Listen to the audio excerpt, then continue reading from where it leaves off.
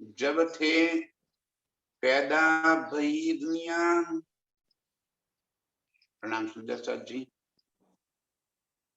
आप अब श्री राजी महाराज के धाम के धनी सच्चिदानंद स्वरूप आप श्री प्राणनाथ जी अर्श और फर्श,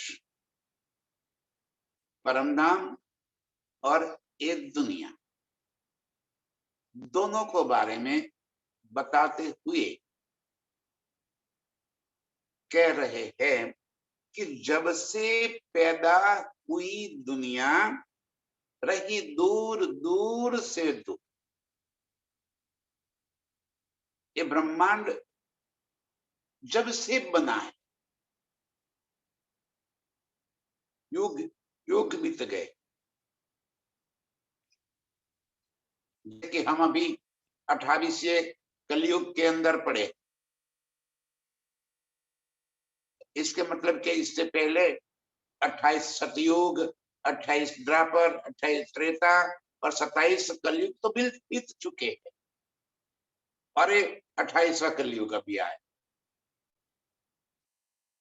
इतने ब्रह्मांड बीत गए, इतने युग बीत गए और इतने युगों में कई ऋषि मुनि, कई अवतार, कई शंकर पैगंबर हो गए, कई शास्त्र संसार में आए। कोई ये निराकार के पार क्या है इतना एक सादा शब्द नहीं बता पाया। और धनी ने हमें अर्श को इस कदर बता दिया कि हम स्वयं को अर्श के अंदर महसूस करते हैं। जो रूहें हैं अर्श की,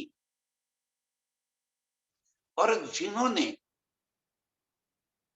इस इल्म को समझा है, एक जागृत बुद्ध को जिसने दिल में उतार लिया है, धनी जी कह रहे इतनी सहजता से हम अर्श में अपने आप को पाते हैं, क्योंकि अर्श से तो हम आए ही नहीं। मूल स्वरूप तो हमारा अर्श में प्रीतम के चरणों में ही तो बैठा है। ये इल्म के बिना और कोई इस बात को समझा न सका, न पुष्टि कर सका। हक इल्म में एक पिंड देखिए, एक पिंड बीच अर्श तन। धनी जी कह रहे कि फर्क देख लो। जब हम इस इल्म के प्रकाश में स्वयं को देखेंगे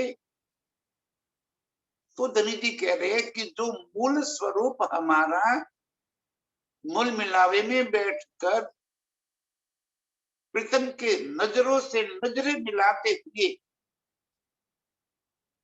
जो इश्क के रस में डूबा है,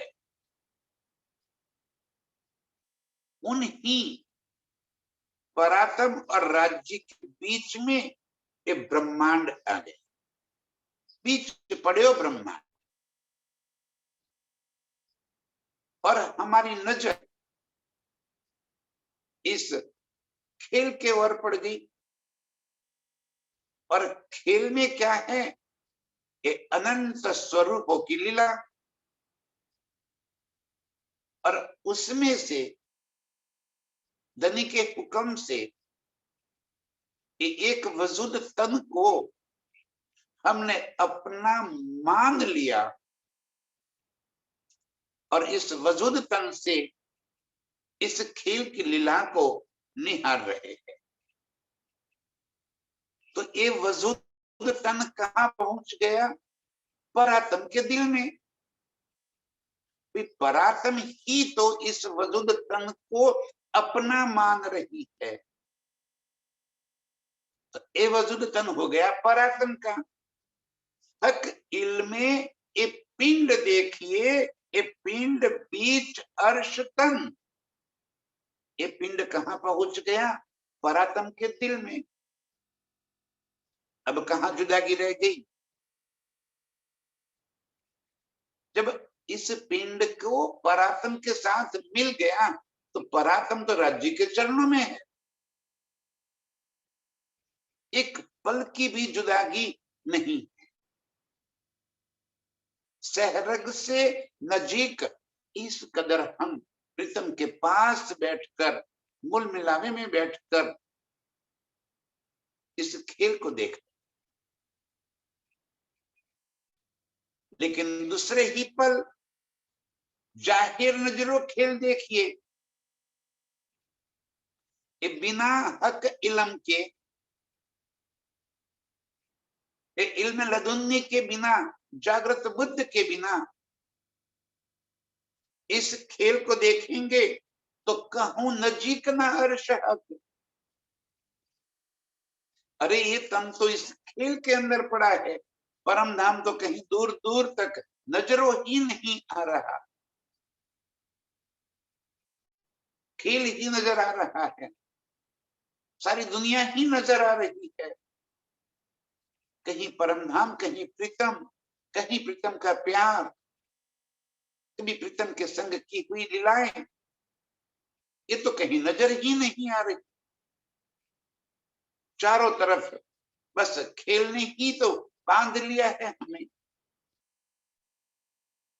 निराकार पाल आड़ी पड़ गई, उसी के अंदर हम अपने आप को पा लेते हैं। जब जाहिर नजरों देखिए, धनी जी ने हमारी बातों ने नजरें खोल दी। एक इल्म हमें बातूनी बातें बता रहा है, तू कौन है और कहां से आई।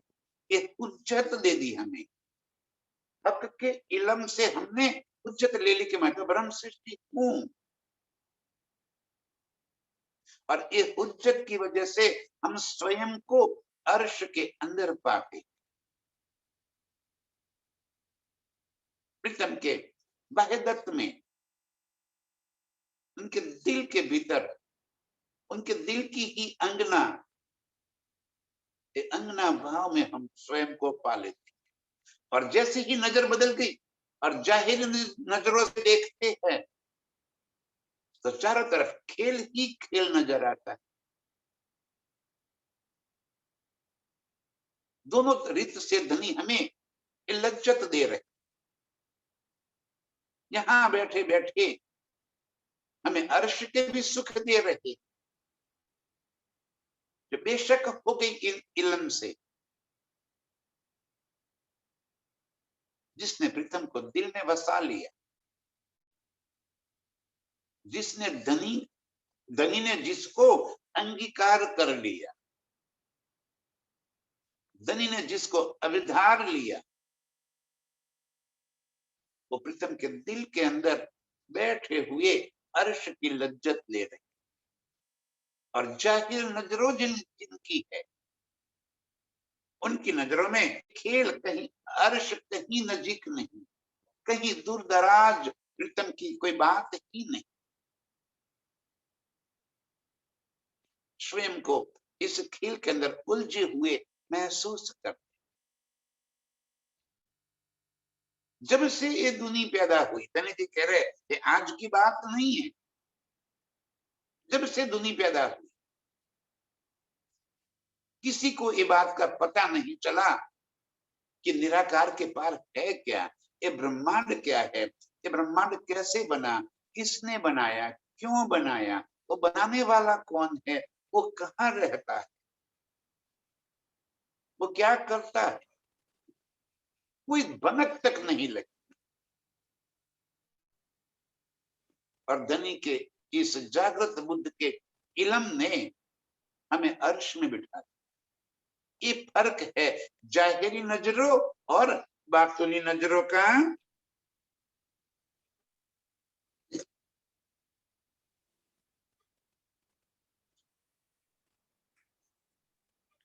फना बका फना को न बका, पहुंच। बोलो। फना बका को ना पहुँच ही साथे कोई न हुआ हजूर।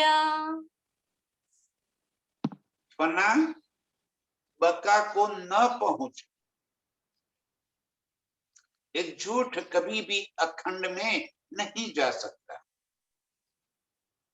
झूठ और सत्य कभी साथ नहीं रह सकते।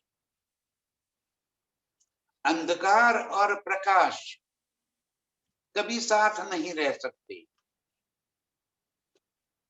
जहां अंधकार होगा वहां प्रकाश नहीं जा सकता। जहां प्रकाश है वहां अंधकार प्रवेश नहीं कर सकता। और इसी तरह ये फना माने कि बनने और मिटने वाला जो ब्रह्मांड है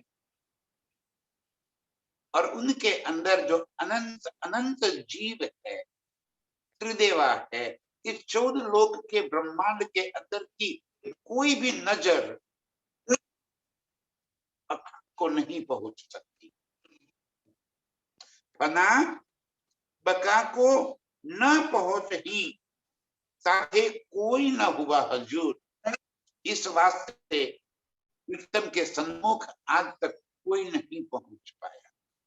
कोई न किसी को सुध मिली, न कोई समझ पाया, न कोई बका को माने कि अखंड को इस खेल के अंदर बता पाया। वो गुज ही गुज रहा और आज धनी ने उस सारे गुज को जाहिर कर दिया। दो गिरो उतरी दो वर्ष से रूहे और फरिश्ते। दो गिरो उतरी दो अर्श से। ब्रह्म सृष्टि और ईश्वरी सृष्टि, रूहे और फरिश्ते। अब दो अर्श कहे, एक अर्श तो कहा परम धाम को और एक अर्श कहा योग माया। परम धाम में तो रूहों के मूल स्वरूप है।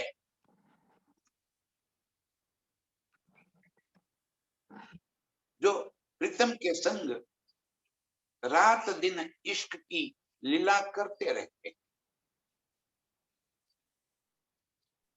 लेकिन अब दूसरी गिरोह फरिश्ते, ईश्वरी सृष्टि जिनको कहा, उनके तो मूल तन है ही नहीं। और अधिक गहराई में जब हम डूबेंगे तो अक्षर ब्रह्म स्वयं तो परमधाम में है। योग माया का ब्रह्मांड अक्षर के अंतःस्करण को कहा। अक्षर के ही अंतःस्करण मन, चित्त, बुद्धि और अहंकार को अव्याकृत, सबलिक, केवल और सत्य स्वरूप के रूप में कहा। ब्रज की लीला से पहले योग माया का कोई अस्तित्व ही नहीं था। ब्रज की लीला समाप्त करने के बाद ये नया ब्रह्मांड धनी के हुक्म से बना, जहां पे हम रूहों ने एक रात्रि की लीला करके फिर अर्श पहुंचे। 8 बिस्ते वहीं पे बनी और जीवों को वहीं पे मुक्त होना है। तो ईश्वरी सृष्टि जिनको फरिश्ते कहा, उनके तो मूल स्वरूप कहीं है ही नहीं। तो वो दो अर्शों से, माना कि दूसरे अर्श से वो कैसे आई? वो तो अक्षर की ही मन की लीला के स्वरूप उनका अस्तित्व है।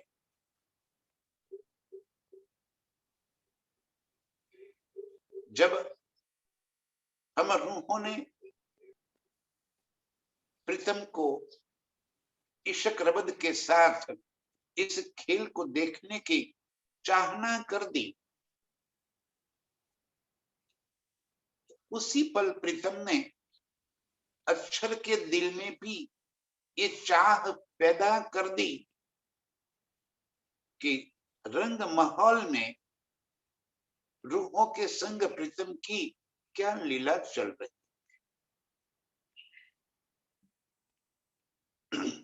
जैसे हम रूहों के दिल में चाहना भर दी कि हमें इस नाशवान खेल को देखना है, बस ऐसे ही अक्षर के दिल में भी चाहना भर दी कि उसे रंग माहौल की लीला देखनी।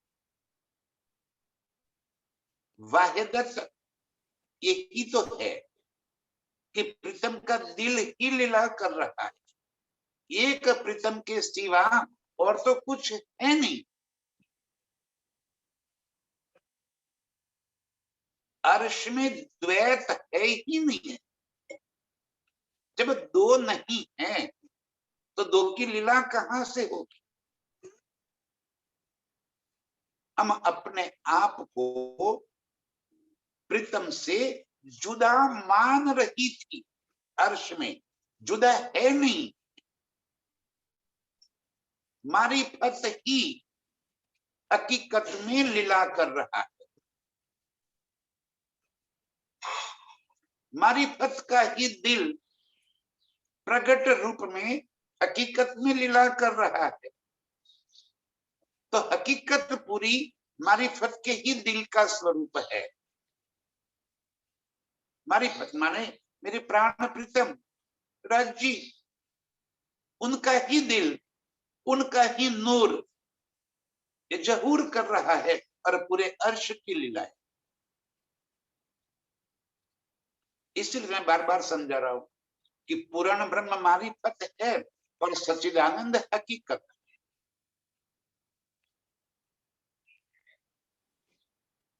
मारिफत में वो पूर्ण ब्रह्म,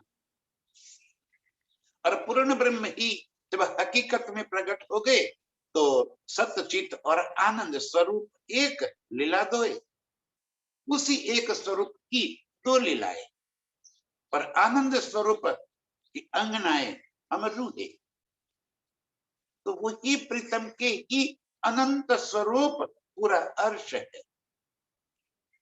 जुदागी कहां है? दो है ही कहां? जहां एक की ही लीला है वहां दो कैसे हो सकते? तो लीला के लिए जो अलग स्वरूप मेरे प्राण प्रीतम ने धारण कर लिया वो हम रूहे और अक्षर ब्रह्म। तो हम सभी के दिल के अंदर कोई भी चाहत पैदा होती है तो वो राज्य के दिल से ही पहुंच रही है। ये होगी वाहिदत। ये वाहिदत को समझ लेंगे ना तो अर्श की लीलाओं का आनंद अनंत गुना और अधिक हो जाएगा। हम अभी भी इतनी जागृत बुद्ध के इल्म से समझने के बाद भी अद्वैत भाव से अर्श को नहीं देख पा रहे। अभी भी हमारे अंदर द्वैत भाव माने कि मैं और राज्य अलग है। रबत तो तब होगा ना जब दो हो जाए। एक होगा तो रबत किससे होगा? हम अपने स्वरूप को अलग मान रहे थे अर्श में, तब भी हम गलत थे पर यदि आज भी अलग मान रहे हैं, आज भी गलत है। एक की ही लीला, लेकिन लीला के लिए हम रूहों के मूल स्वरूप है। जबकि अक्षर ब्रह्म को परमधाम में वैसी कोई लीला नहीं करनी है कि जिससे वो अपने अनंत स्वरूप धारण कर सके।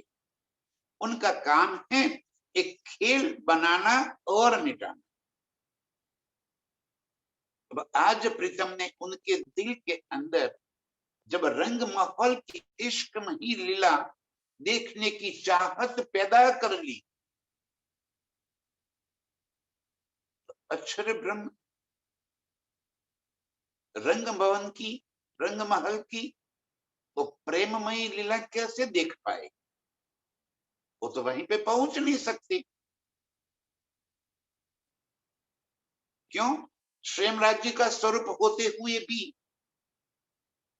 वो रंग महल में क्यों नहीं प्रवेश कर सकते? इस वास्ते कि वो जो स्वरूप धनी ने ही धारण कर दिया, लेकिन वो सत्ता का स्वरूप है। इश्क के स्वरूप होने के बिगर कोई रंग महल में प्रवेश नहीं करता। रंग महल माने कोई इमारत नहीं है। हम इमारतों के चक्कर में पड़ गए। इस इलम में जितनी इमारतों की बात कही है, अर्श के जितनी मोहलातों की बात कही है,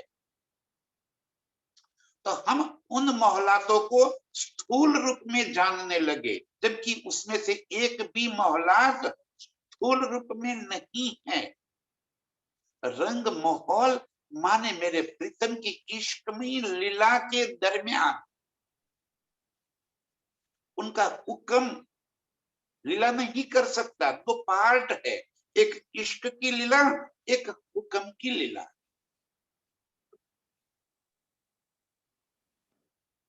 बहुत गहरी बातें है ये सुंदर सा। रंग माहौल कोई इमारत नहीं है।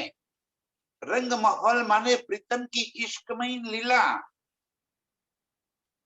अर्श में जहां भी प्रीतम की इश्कमयी लीला है, वो रंग भवन है। और जहां इश्क की लीला हो, वहां कभी भी हुक्म या सत्ता की लीला नहीं आ सकती। अब अक्षर के दिल में चाहना तो पैदा कर दी, पैदा करने वाले भी प्रीतम, तो चाहत पूरी करने वाले भी तो प्रीतम। अक्षर की नजर को इस खेल के अंदर उतार दिया। हम रूहों के संग संग अब रूहें और राज्य के बीच में जो इश्कमयी लीला हो रही है, उसकी अनुभूति अक्षर की सुरताओं के माध्यम से अक्षर ब्रह्म के दिल तक पहुंचती है। और अक्षर ब्रह्म का दिल कहाँ है? ये योग माया का ब्रह्मांड। दिल माने क्या? अंतःस्करण। हमारा दिल किसे कहते हैं? ये धक धक कर रहा है, वो दिल नहीं है हमारा। हमारा दिल भी हमारे अंतःस्करण, मन, चित्त, बुद्धि और अहंकार को ही हमारा दिल कहा। ये हमारे भीतर जितनी भी लीलाएं चल रही है, वो कहाँ चल रही है? हमारे अंतःस्करण के अंदर। हम ये जिसे मेरा मेरा करके लगे हुए हैं, वो कहाँ है मेरापना? ये मैं खुद ही जो लेकर बैठे हैं, ये जो प्रतिष्ठा लेकर बैठे हैं, वो सब कहाँ है? दिल के भीतर। तो दिल कौन सा? ये जो अंदर जहां खून बह रहा है, वो दिल थोड़ी है।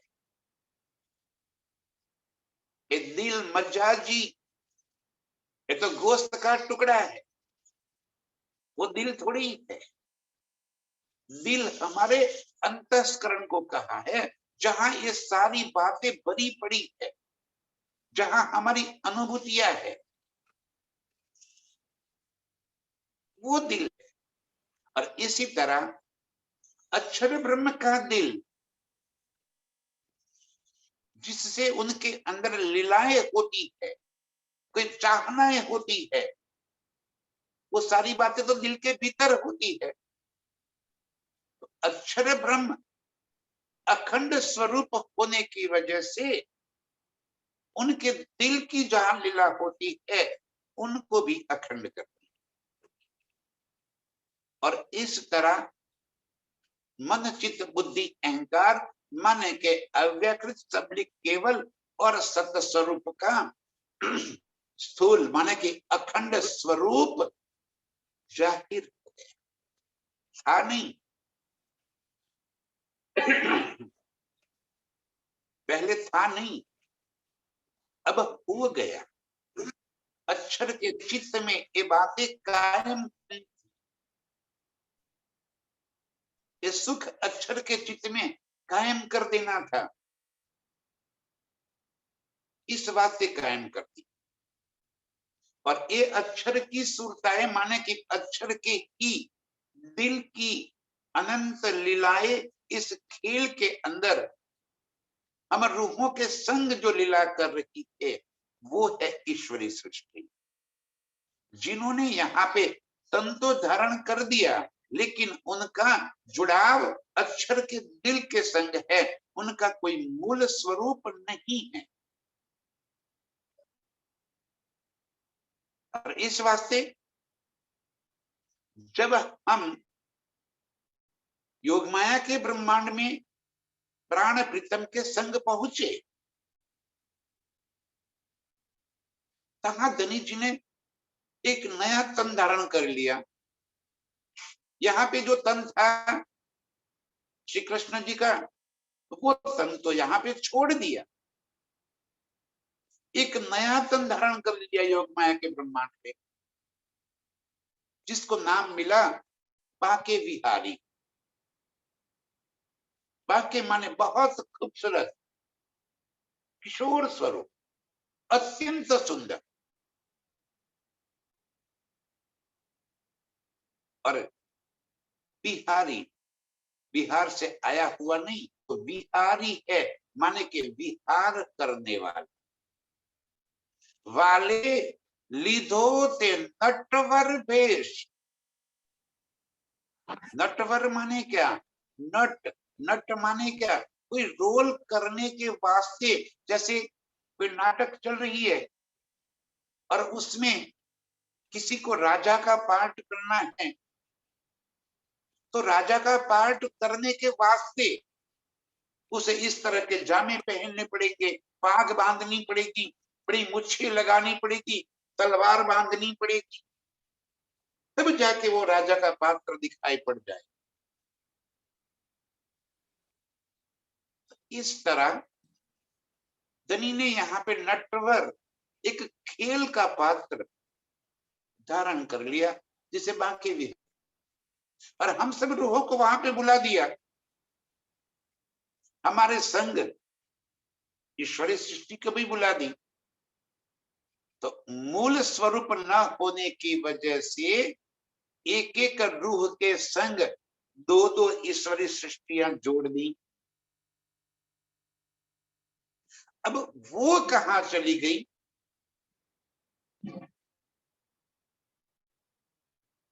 एक एक बात ध्यान से समझिए सुंदरता। वो ईश्वरी सृष्टि कहां चली गई? जब दो मगन हुए खेले नर नार, कौन दो?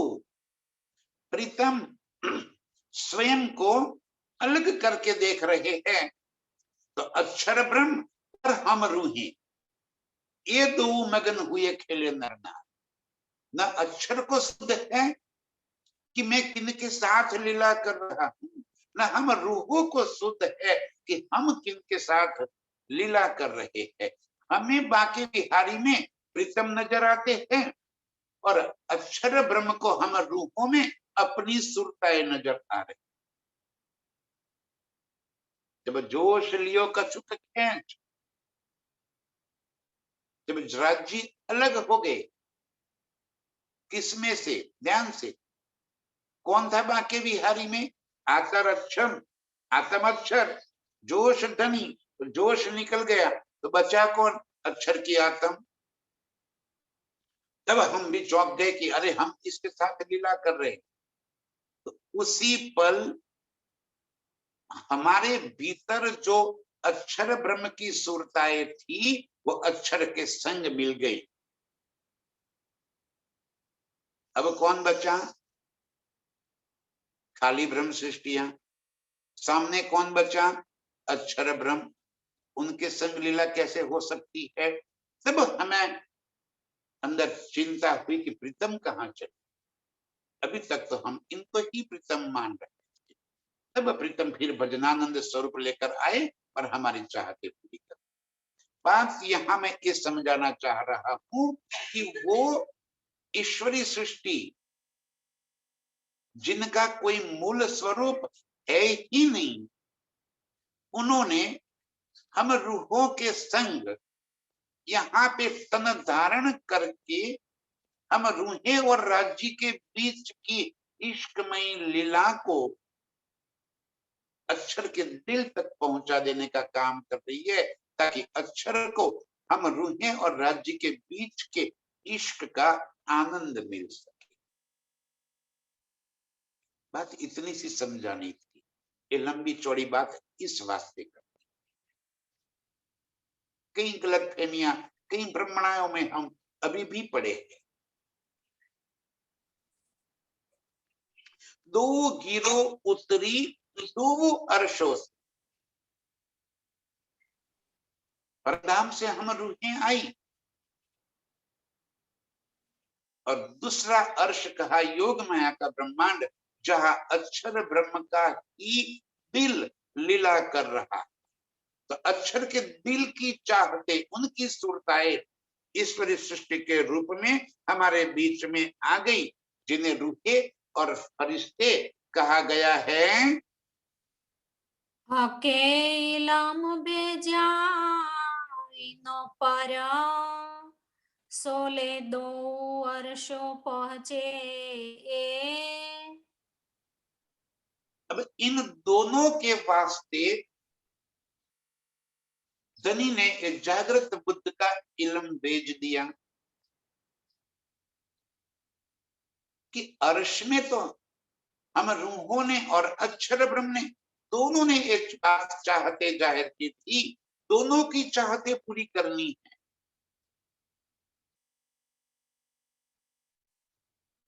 इस इल्म से, इस जागृत बुद्ध से हमें अपने निज स्वरूप की याद आ जाएगी, हमें अपने प्रीतम की याद आ जाएगी, हमें अपने प्रीतम के संग की हुई अर्श की लीलाएं याद आ जाएगी। यही तो चितवन है कि हमें अपने निज स्वरूप में प्रीतम के संग की हुई सारी मस्तियां हमारे दिल के भीतर आ जाए और अक्षर ब्रह्म को अपने निज स्वरूप की याद आ जाए कि मैं कौन हूं, एक खेल में मुझे कैसे आना हुआ, ओ मैंने क्या खेल मांग लिया था और क्या लीला है मेरे प्रीतम और उनकी रूहों के बीच की। इसकी शुद्ध ईश्वरी सृष्टि के माध्यम से अक्षर को दिल तक पहुंच जाए। दोनों इस इल्म को अपने ढंग से ले रहे, जीव अपने ढंग से ले रही है। इल्म तो वही का वही है, शब्द वही के वही है, बात वही की वही है। तीनों सृष्टि, ब्रह्म सृष्टि, ईश्वरी सृष्टि और जीव सृष्टि, तीनों इस इल्म को पढ़ेगी, तीनों इन इल्म को आत्मसात करेगी, इसके मायने लेगी। ब्रह्म सृष्टि अपने प्रीतम का प्यार देखेगी, उनको एक एक शब्द में प्रीतम का बुलावा नजर आए, उनके एक एक शब्द में प्रीतम की पुकार नजर आएगी। तो अर्श की रूहें है, उनके एक एक शब्द प्रीतम के तीर के माफिक अपने दिल में चुभते हैं। मेरे प्रीतम मेरे वास्ते ये लेकर आए हैं, मुझे पुकार रहे। ईश्वरी सृष्टि को रूहें और राज्य के बीच का ये प्यार नजर आ रहा, उसी में उसे आनंद आ रहा। और जीव सृष्टि को इन दोनों चीजों से कोई मतलब नहीं है। उन्हें तो इस संसार से, जन्म मरण के चक्र से, भव सागर से पार होने की बात नजर आ रही। उनकी ये सीमितता है। ये वाणी तीनों के लिए आई, जीवों को भवसागर से पार कर रही है। हमें भवसागर से पार नहीं होना है। हमें क्या मतलब है भवसागर से? हम तो वैसे ही पार है। हम तो निराकार के पार, तीन पार के भी पार है। हमें कहाँ पार होना है? हमें तो अपने नीच स्वरूप में जागते हुए प्रीतम के संग इष्ट की लीला में डूबना है। ये वाणी हमें भवसागर से पार होने के लिए नहीं आई, हमें थोड़ी पार होना है। हमें तो निज स्वरूप में जागृत, हमें तो अर्शों के सुख देने के लिए आई ये बात, तीनों के लिए। तके इलम भेजा इनो पर, सो ले दो अर्शों पहुंचे ए। इलम तो सबके लिए एक समान है। इस शब्द में कोई परिवर्तन थोड़ी होगा। शब्द तो वही के वही है। और कौन किस शब्द को किस भाव से ले रहा है, उस भाव से उसे उसका सुख मिल रहा है। अर्श की रूहों को ये शब्द अपने प्राण प्रीतम से मुख के निकले हुए, उनकी रसना से निकले हुए मेरे प्रीतम का आदेश नजर आ रहा है। पुकार याद रही है प्रीतम की कि मेरे प्रीतम मुझे पुकार पुकार कर जैसे बुला रहे। एक एक शब्द में प्रीतम मुझे कंठ लगा रहे। ये रूहों की भाव है। इन ही शब्दों से, शब्द तो एक ही, बस उस शब्द का आनंद तीनों को अलग अलग मिल रहा है। एक को अपने प्रीतम मिल रहे, दूसरे को प्रीतम की लीला का आनंद देखने का आनंद, एक को लीला करने का आनंद मिल रहा है, एक को लीला देखने का आनंद मिल रहा है, और तीसरे को ये बात सुनने का आनंद मिल रहा है। जीव सृष्टि सुनकर आनंद लेती है, ईश्वरी सृष्टि ये लीला देखकर आनंदित होती है, और ब्रह्म सृष्टि ये लीला करके आनंदित। शब्द वही के वही, और उसी शब्द को सभी अपनी अपनी जो हैसियत है, जो जहां के है, उसके मुताबिक वो उसका सुख ले रहे। कोई गलत नहीं, तीनों सही है।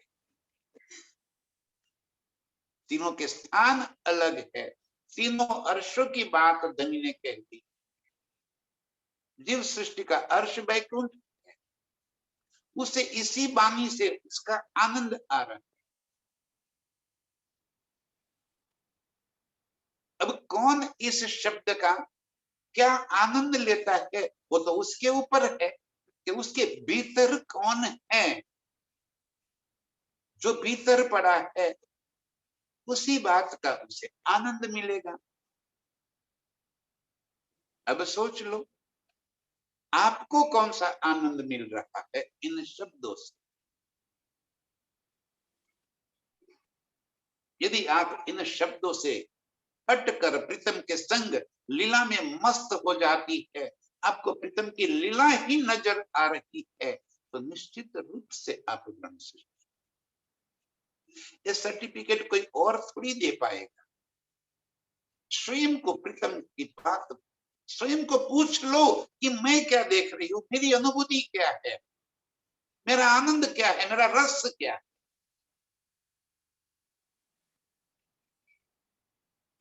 धनी जी इस तरह से दोनों को, जीव ईश्वरी सृष्टि और ब्रह्म सृष्टि को समान रूप से एक इलम मिल रहा है, और दो पहुंचे अर्शों में, दो अपने अपने स्थान पे, अपने अपने ठिकाने पे अपना अपना आनंद लेती रही। शब्द तो वही के वही, बस उसका आनंद सभी अपने ढंग से ले रहे हैं। आए फरिश्ते नूर मकान से, अर्श झिम मकान रूहाना।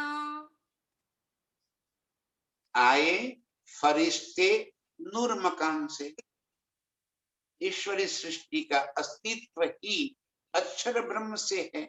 नूर मकान, उनका अस्तित्व अक्षर ब्रह्म से है, तो वो अक्षर ब्रह्म तक ही सुख ले पाएगी। और अर्श अजीम मकान रूहन, हम रूहे अर्श अजीम से, हम रूहे प्रीतम के दिल से, प्रीतम का वहदत का स्वरूप है हम। तो रूहे प्रीतम के दिल के भीतर का रसास्वाद, वो आनंद लेना, प्रीतम के इश्क का आनंद लेती। दोनों का आने का भी अलग है और दोनों का आनंद भी अलग है।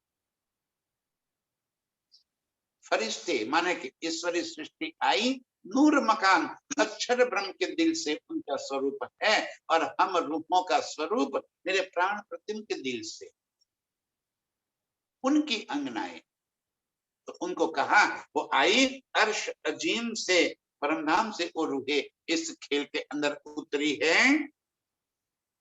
कलाम अल्लाह कैलमा, ये आए ऊपर रूह मोमेना। ये कलाम अल्लाह हक इल्म,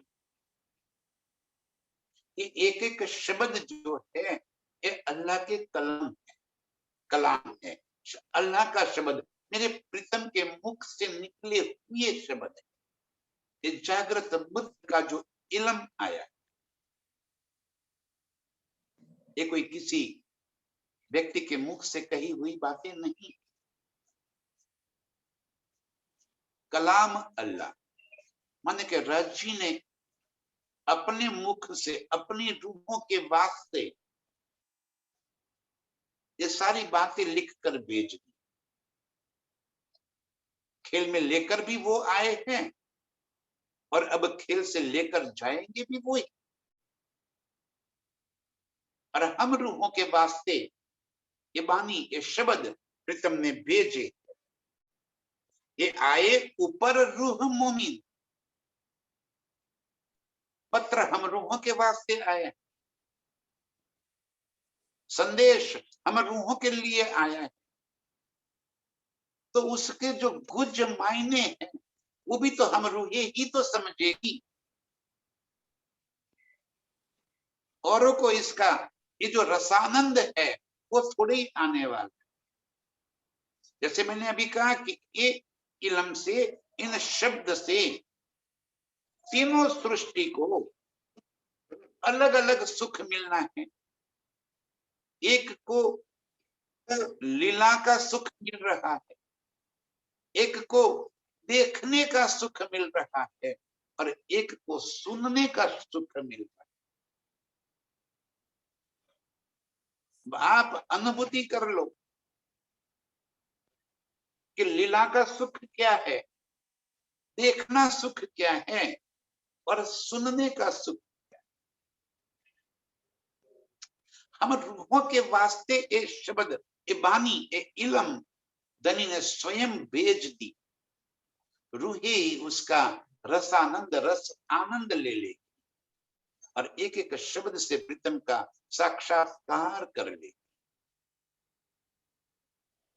जिसके वास्ते बातें लिखी है ये सारी गुज बातें, गुह्य गुह्य इसलिए कहा गया कि आज तक संसार में कोई नहीं पता पाया। पहले दिन ने इस बात को कह दिया, जब से भई पैदा भई दुनिया, दुनिया जब से पैदा हुई है, रही दूर दूर से दूर, आज तक कोई अर्श की बातें न सुन पाया, न बोल पाया, न समझ पाया। यदि दुनिया के लिए आनी होती तो पहले से आ जाती। हम रूहों के वास्ते बातें खाए और इसी बातों का आनंद, उसी बात का सार, उसकी बात का ये रस हम रूह ही पालेगी। ये आए ऊपर रूह मोमिन, मोमिनों के वास्ते ही जागृत बुद्ध का इलम मेरे प्राण वल्लभ यहाँ पर लेकर आए हैं। दो गिरो जो उतरी, दो वर्ष से आई सोए। दो गिरो, सृष्टि और ईश्वर, दो गिरो जो उतरी, दो अर्शों से आई सोए। दो गिरोह को आने का स्थान अलग अलग है। एक अक्षर के दिल से है, एक राज्य के दिल से है। रूहों को खेल दिखाने के लिए यहाँ पर लेकर आए और उसी खेल के अंदर, रूहों के दिल के अंदर भरा हुआ प्यार देखने के वास्ते अक्षर ने अपनी समुदाय बना दी, ताकि रूहों के दिल का प्यार, रूहों के दिल की बातें सुनकर अक्षर को उस रंग भवन की लीला का आनंद मिल जाए, उस खिलवत का आनंद मिल जाए। क्योंकि खिलवत में तो वो स्वयं कभी प्रवेश नहीं कर सकते, खिलवत में वो कभी आ नहीं सकते, और खिलवत का सुख उनको देना है। इस वास्ते धनी ने कहा, तो आप आए, सो दोनों रूहों, दोनों गिरोह उतरी, दो अर्शों से आई सोए। दोनों अर्शों से, दोनों ईश्वरी सृष्टि और ब्रह्म सृष्टि अलग अलग से आई है। तो आप अपने अर्श में बिना लदुनी न पहुंचे कोए। तो ये बिना जागृत बुद्ध के इलम से कोई अपने मूल ठिकाने को पहचान नहीं पाएगी, और इस वास्ते धनी ने एक इलम भेज दिया। ये इलम हमें अपने निज स्वरूप तक पहुंचाने के लिए ये सीढ़ी है। ये इलम हमें अपने निज स्वरूप की पहचान कराने के वास्ते आए। बस इसी जागृत बुद्ध को लेकर दोनों ईश्वरीय सृष्टि और ब्रह्म सृष्टि अपने अपने स्थान पे पहुंच पाए, अपने निज स्वरूप में पहुंच जाए, अपना सुख फिर वो दिल में धारण कर लेगी। सो आप अपने अर्श में बिना लदुन्नी न पहुंचे कोई। इलम के बिना, क्योंकि अंधकार में ये इलम प्रकाश की किरण है जो हमें प्रीतम का साक्षात्कार कराती है। बिना इलम से पहचान ही न होगी प्रीतम की, और जब पहचान न होगी तो प्रीतम को पा कैसे पाएंगे। ये इलम इस वास्ते आए कि दोनों सृष्टि अपने निज स्वरूप में जागृत हो जाए, अपने अपने अर्शों में पहुंच सके। आप अपने अर्श में जाय ना सके बिना इलम। बिना इल्म के कोई भी अपने अपने अर्श में पहुंच ही नहीं सकता। न हम रूहे न ईश्वरी सृष्टि। ईश्वरी सृष्टि को इस इल्म से अपने निज स्वरूप की अक्षर ब्रह्म की पहचान हो जाएगी। रूहों का प्यार देखना है, वो देख लेगी कि कैसे रूहें प्रीतम को प्यार करती। हम रूहों की रहनी, हम रूहों के वर्तन से, हम रूहों की चाल से, जैसे ब्रज में हम आए तो ब्रज में जब हमने गोपियों का तन धारण कर लिए तो उसी पल हमारे संग ईश्वरी सृष्टि भी कुमारिकाओं के तन में, छोटी बच्चियों के तन में थी। और हम प्रीतम के संग जो प्यार मोहब्बत की लीला करते थे, उसी लीला को देखते हुए अक्षर को सुख मिल रहा है। आज भी ईश्वरी सृष्टि ब्रह्म सृष्टियों के संग ही है और ब्रह्म सृष्टियों के दिल के भीतर प्रीतम के लिए जो प्यार उमड़ रहा है, किस कदर वो इस संसार से बेपरवाह होते हुए प्रीतम के संग जुड़ जाती, उसका सुख ईश्वरी सृष्टि भी ले रही। ये जागृत बुद्ध के इल्म से कोई अपने अर्थ तक नहीं पहुंच पाए। धनी जी कह रहे कि दोनों आप अपने अर्श में जाए ना सके बिना इल्म। इल्म के बिना कोई अपने मूल स्वरूप में, अपने निज धाम में पहुंच नहीं सकता। अब हमने क्या कर दिया, इल्म को ही सब कुछ मान लिया, जबकि इल्म हमारे लिए सीढ़ी है, एक जरिया है प्रीतम तक पहुंचने का, जिसके माध्यम से हम प्रीतम तक पहुंच सकते।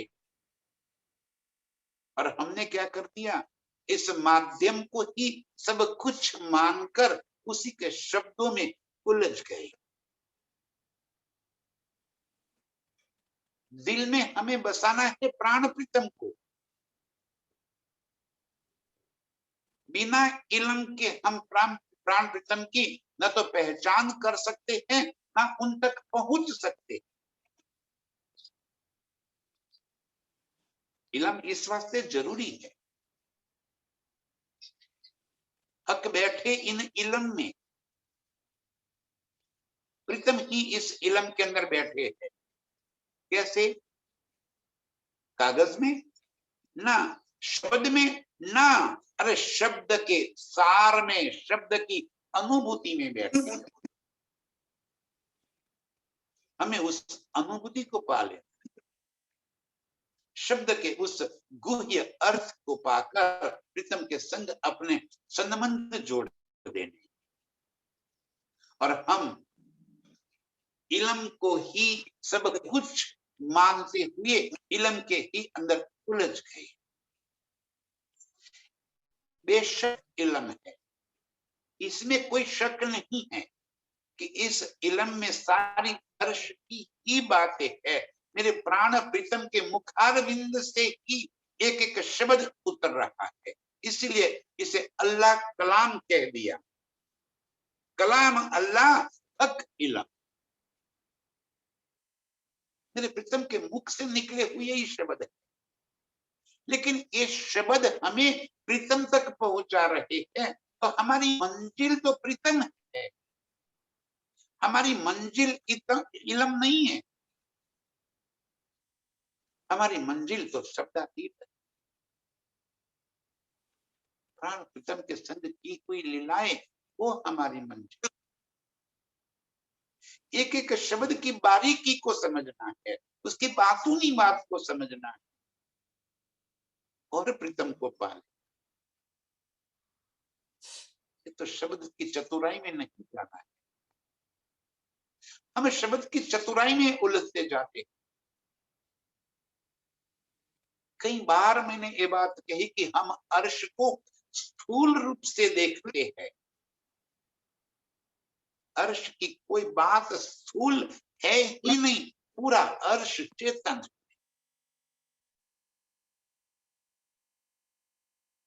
रंग भवन किसी स्थान विशेष का नाम थोड़ी है। अरे वो तो नूर नूर और नूर ही नूर है, वहां कहां स्थूल कोई बात होगी।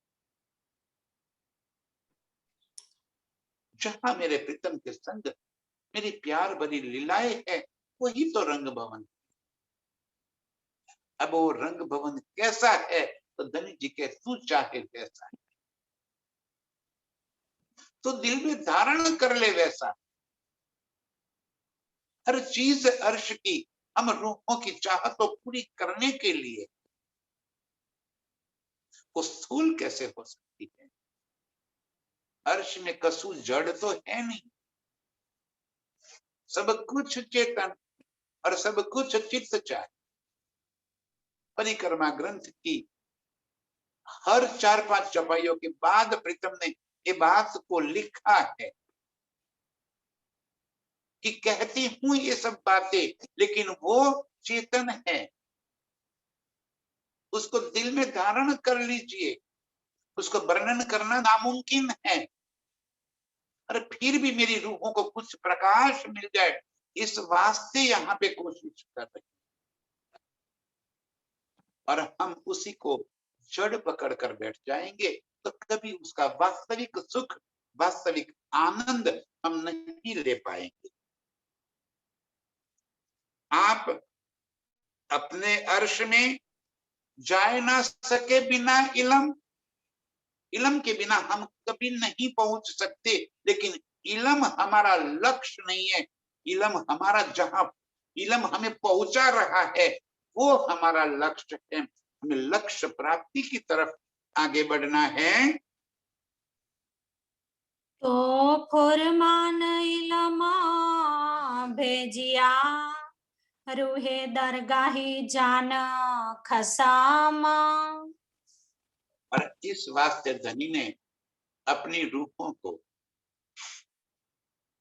दरगाही माने अपने मूल घर में, अपने दिल में बसी हुई, अपने दिल के टुकड़े, अपने जिगर के टुकड़ों,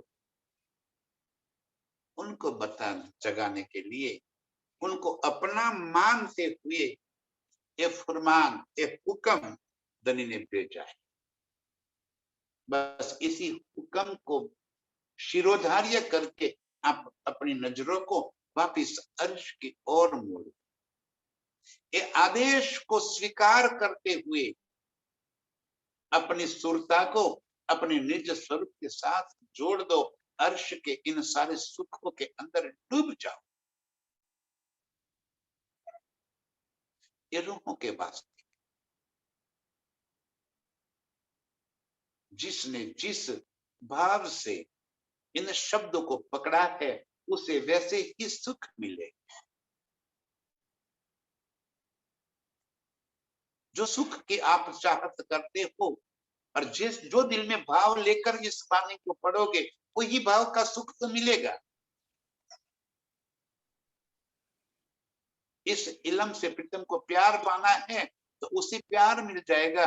इस इलम से कभी हमें इस इल्मी बनने की भाव है तो इल्मी भी बन जाएंगे, हम चतुराई भी आ जाएंगे। जो सुख जिस भाव से हमने लिए, जिस बात को जिस भाव से हम समझेंगे, उसी भाव से हमें उसका सुख मिलेगा। तो फुरमान इलम भेजिया, इलम मेरे प्रीतम का फुरमान, आदेश, हुक्म है, जिसे दिल में धारण करके हमें अर्श पहुंचना है। रूहे दरगाह की जान कसम, अर्श की रूहे जानकर धनी ने हमें ये इलम भेजा है, उसे स्वीकार करे और अर्श। बस इसी फरमान को दिल में धारण करके अपने निज स्वरूप तक पहुंचने वाली सभी रूहों के चरणों में कोटि कोटि